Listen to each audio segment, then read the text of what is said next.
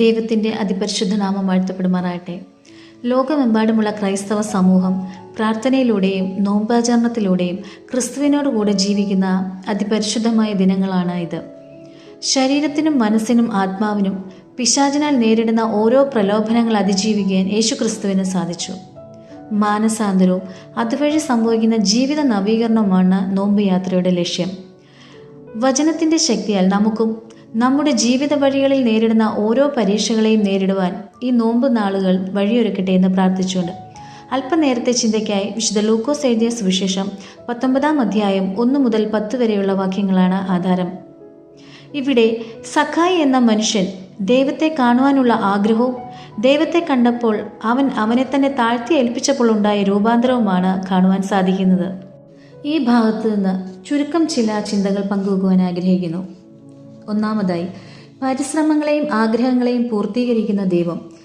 ലൂക്കോസ് 19:3 സഖായി എന്ന മനുഷ്യൻ യേശു എങ്ങനെയുള്ളവനെന്നു കാണുവാൻ ശ്രമിച്ചു. ജീവിതത്തിൽ നമ്മുടെ ആഗ്രഹങ്ങളെയും പരിശ്രമങ്ങളെയും മാനിക്കുന്നവനാണ് നമ്മുടെ കർത്താവ്. യേശുവിനെ കാണുവാൻ വേണ്ടി അതിയായ ആഗ്രഹമുണ്ടായിരുന്ന സഖായി അവനെ കാണുവാൻ അത്തിമരത്തിൽ കയറുന്നതായി നമുക്ക് കാണുവാൻ സാധിക്കും. കർത്താവിന് വേണമെങ്കിൽ സഖായിയെ ഗമനിക്കാതെ പുരുഷാരത്തിനൊപ്പം നടന്നു നീങ്ങി പോകാമായിരുന്നു. എന്നാൽ മറിച്ചാണ് അവിടെ സംഭവിച്ചത്.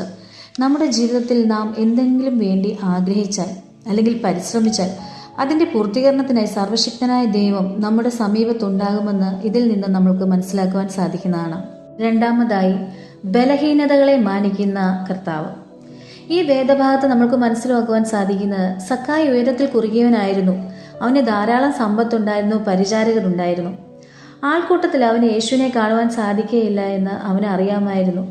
ഉയരത്തിൽ കുറുകിയവനായ സഖായി തൻ്റെ ബലഹീനതകളെ വകവെക്കാതെ ആ കാട്ടത്തി മരത്തിൽ വലിഞ്ഞു കയറുന്ന നമുക്ക് കാണുവാൻ സാധിക്കുന്നു. ഇവിടെ യേശു അവൻ്റെ ബലഹീനതയെ മാനിക്കുന്നത് നമുക്ക് കാണാം. അത്തിമരത്തിന്റെ ചുവട്ടിൽ നിന്ന് സഖായിയെ യേശു രക്ഷയുടെ അനുഭവത്തിലേക്ക് ക്ഷണിക്കുന്നു. മൂന്നാമതായി, ദാനധർമ്മത്തിൽ പ്രസാദിക്കുന്ന കർത്താവ്. കാട്ടത്തിൽ നിന്ന് ഇറങ്ങി വന്ന സഖായിയോടൊപ്പം യേശു കർത്താവ് അവൻ്റെ ഭവനത്തിലേക്ക് പോകുന്നതായാണ് നമ്മൾക്ക് കാണുവാൻ സാധിക്കുന്നത്. യേശുവിന് സഖായിയുടെ ആഗ്രഹ പൂർത്തീകരണം അവിടെ സാധിച്ചു നൽകിയതിനു ശേഷം പുരുഷാരത്തോടൊപ്പം മുൻപോട്ട് യാത്ര ചെയ്തു പോകാമായിരുന്നു. എന്നാൽ പാപിയായ ഒരു മനുഷ്യന്റെ അനുതാപത്തെ, പ്രായച്ചിത്തത്തെ അവഗണിച്ചുകൊണ്ട് കർത്താവിന് അവനെ ഉപേക്ഷിച്ച് മുന്നോട്ട് പോകുവാൻ സാധിക്കുകയില്ല. യേശു കർത്താവ് സഖായിയോടൊപ്പം അവൻ്റെ ഭവനത്തിലേക്ക് പോകുന്നതായി നമുക്ക് കാണുവാൻ സാധിക്കുന്നു. അവിടെ വെച്ച് സഖായി ദൃഢമായ ചില തീരുമാനങ്ങൾ എടുക്കുന്നതായി നമുക്ക് കാണുവാൻ സാധിക്കുന്നു. തനിക്കുള്ളതെല്ലാം ദാനമായി നൽകുവാൻ അവൻ കർത്താവിന് വാഗ്ദാനം നൽകുന്നു. ലൂക്കോസ് 19:8 പറയുന്നത് പോലെ തൻ്റെ വസ്തുവിൽ പകുതി ദരിദ്രന്മാർക്ക് നൽകുമെന്നും ചതിവായി വാങ്ങിയത് 4 മടങ്ങ് മടക്കി തിരിച്ചു നൽകുമെന്നും അവൻ തീരുമാനമെടുക്കുന്നു. ഇതിൽ ദൈവത്തിൻ്റെ സഖായിയുടെ ജീവിതത്തിൽ വലിയൊരു രൂപാന്തരമാണ് ഉണ്ടാക്കുന്നത്.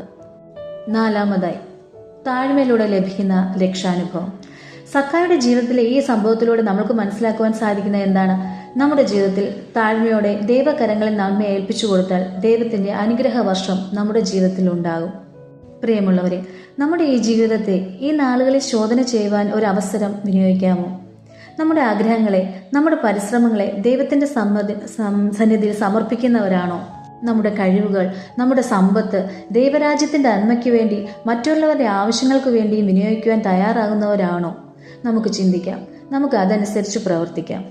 ഈ അനുഗ്രഹീതമായ നോമ്പ് കാലയളവിൽ ദൈവത്തോട് ചേർന്ന് ദൈവത്തിൽ ജീവിതം പണിയാൻ ദൈവം നമ്മെ ഏവരെയും അനുഗ്രഹിക്കട്ടെ.